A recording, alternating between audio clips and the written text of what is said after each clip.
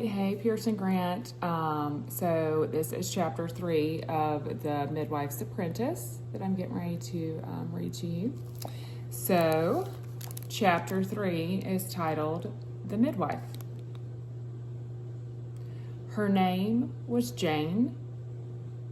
She was known in the village as Jane the Midwife. Because of her sharp nose and sharp glance, Beetle always thought of her as Jane Sharp. Jane Sharp became a midwife because she had given birth to 6 children, although none of them lived, went Sundays to Mass, and had strong hands and clean fingernails. She did her job with energy and some skill, but without care, compassion, or joy. She was the only midwife in the village. Taking Beetle gave her cheap labor and an apprentice too stupid and scared to beat any competition. This suited the midwife.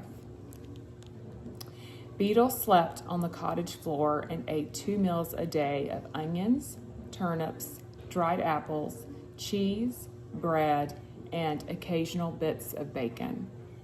This suited Beetle.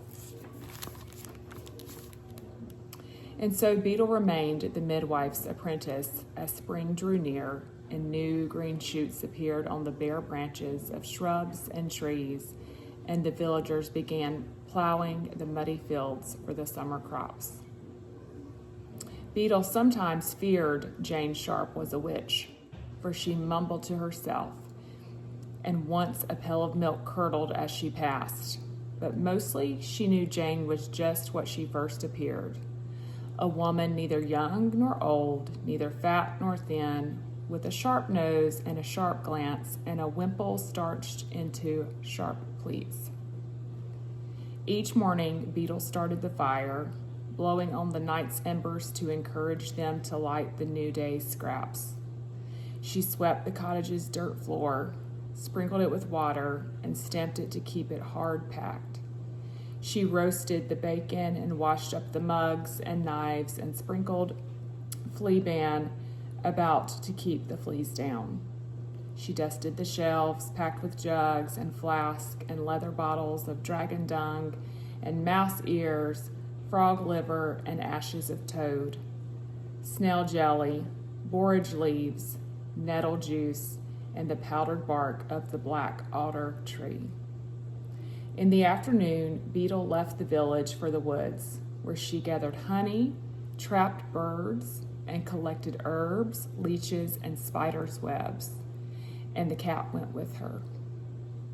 When they were called, she accompanied the midwife to any cottage where a woman labored to birth her baby, provided that woman could pay a silver penny or a lint of newly woven cloth or the best layer in the hen house. Beetle carried the basket with the clean linen, ragwort, and columbine seeds to speed the birth, cobwebs for stanching blood, briony and woolly nightshade to cleanse and comfort the mother, goat's beard to bring forth her milk, and sage tea for too much, jasper stone as a charm against misfortune, and mistletoe and elder leaves against witches. Beetle waited outside while the midwife did her magic within. The first time they were called to a cottage, Beetle tried to go in, but Jane slapped her, calling her clodpole and shallow-brained whiffler, and made her stay outside where she wouldn't get in the way.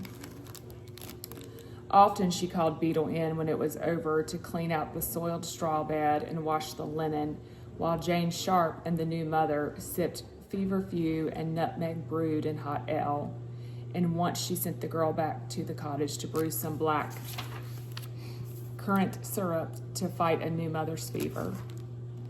Beetle began to think perhaps she was kept out not because she was stupid, but to keep her in ignorance of the midwife's skills and spells, and she was right. As the weather warmed and the villagers began digging long furrows in the field to take the seed, Beetle found herself doing more and more of the collecting and sewing and brewing, while Jane Sharp spent her time haggling over her fees. Twice the midwife refused to come to laboring mothers who had nothing to pay, and so the unfortunate women had to bring forth their babies with none but a neighbor to help. The midwife's greed angered the villagers, but they needed her and so took out their anger not on Jane Sharp, but on her apprentice. Needed by no one. Beetle endured their anger and their taunts in silence and complained only to the cat, who listened and sometimes rubbed his head on her legs in sympathy.